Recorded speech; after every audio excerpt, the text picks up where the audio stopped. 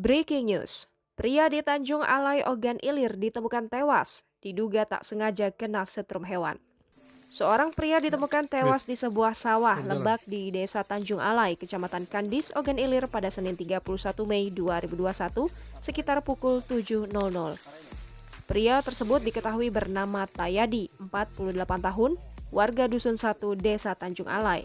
Begitu mendapat laporan penemuan mayat, tim Inafis Polres Ogan Ilir langsung menuju TKP. Berdasarkan hasil keterangan saksi mata, korban tewas karena terkena setrum babi. Menurut Kapolres Ogan Ilir, AKBP Yusantio Sandi melalui Paur Humas Ibda Zulkarnain.